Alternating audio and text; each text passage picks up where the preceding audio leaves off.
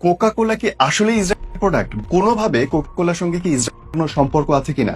কোকের last বিজ্ঞাপনটা বন্ধ হওয়ার পর থেকে, বিতর্ক শুরু হওয়ার পর থেকে, ওই বিজ্ঞাপনে একটা লাইন ছিল, আমরা খুঁজে দেখি না কেন, কেন গুগল করি না। আমি তারপরে গুগল করেছি এবং কোক সম্পর্কে এমন দারুণ সব তথ্য আপনাদেরকে আমি আজকে জানাবো, যেটা শুনলে আপনার মাথাটা আরো বেশি গরম হয়ে উঠবে এবং আপনার মনে হবে ও মাই গড, আসলেই এত বেশি কিছু।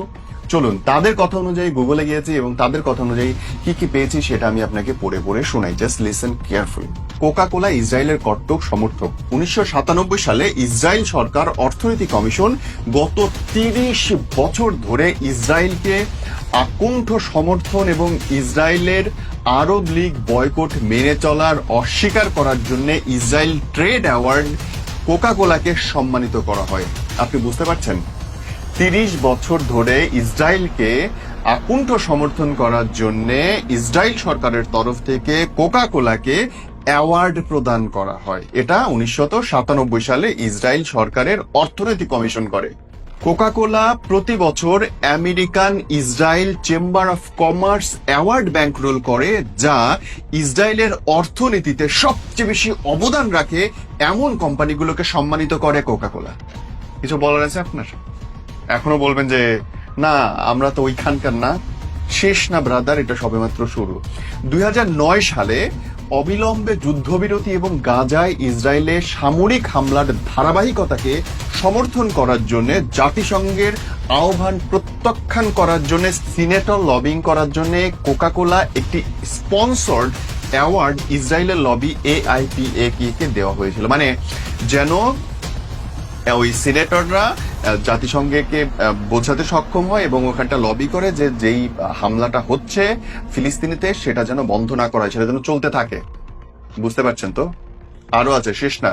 2008 সালে Coca Cola Israeli venture capital challenge ফান্ডকে একটা ফাঁকা চেক দেয়, যেখানটা কোনো ডিজিট লেখা ছিল না, যা ইচ্ছা বসায় নিবা।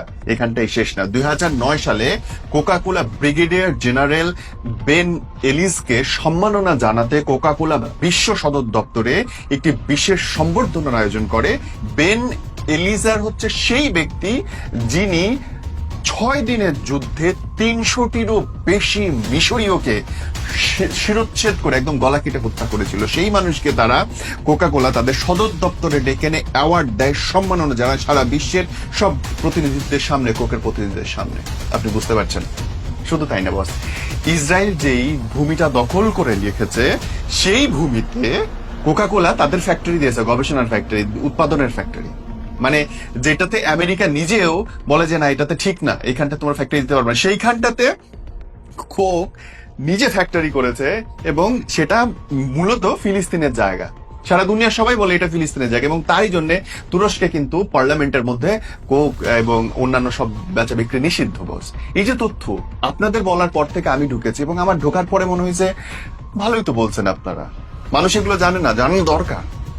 আপনারা ভালো করছেন, আপনারাই বলছেন যে খুঁজে দেখো কোকা কোলা আসলে কোন দেশের কোম্পানি। কোকা কোলার কোন দেশের কোম্পানি তার একটা তালিকা আমি পড়ছিলাম কোকের নিজেদের ওয়েবসাইট থেকে এবং স্টক এক্সচেঞ্জের ওয়েবসাইট থেকে। সেখানটা সবচেয়ে উপরে রয়েছে ওয়ারেন বাফেট, তারপরে যে ভ্যানগার্ড, তারপরে ভ্যানগার্ড ইন্ডেক্স ফান্ডস। এই যে ভ্যানগার্ড, এই ভ্যানগার্ডের মালিক কারা একবার খুঁজে দেখেন। ভ্যানগার্ডের মালিক কোন কোন ব্যাংক একবার খুঁজে দেখেন, ওই ব্যাংকের মালিক কারা একবার খুঁজে দেখেন, তাহলে বুঝতে পারবেন ইসরায়েলি ভাই ব্রাদাররা অ্যাকচুয়ালি কোথাকার বা তাদের নামে শেষে ওই নামগুলো আছে কিনা। মানে অদ্ভুত লাগে, অদ্ভুত লাগে এই আচরণ দেখে। ভাই হইতেই পারে আপনার আপনার দেশ আর একটা দেশকে দখল করতেছে, ওদের আমাদের এই লাল পানীয় খাওয়াতে অ্যাকচুয়ালি ওদের রক্ত বইতেছে। এই কথাগুলো আপনারা জোর বাক্যে স্বীকার করতেই পারতেন যে আপনারা মুসলমানদেরকে দেখতে পারেন না, হইতেই পারতো। আপনারা বলতেই পারতেন যে brother, this is not done, আমার ইচ্ছা আমি করতেছি। কিন্তু নাটক করার মানে কি? এসব নাটকের তো মানে এখন বলবেন যে মুসলমানরা আসলে অজ্ঞ, ওরা কিছু বুঝে না, এরা কোনো জ্ঞান নাই, ব্যাপারটা কিন্তু আসলে এতটা সহজ নাই। এখন আপনাদের বলা তথ্যের পরে আমার মতো একটা অতি সাধারণ মানুষ এইটুকু তথ্য যদি বের করতে পারে, তাহলে যারা অনেক বেশি চিন্তা করছেন, গবেষণা করছেন, তারা কি করবে?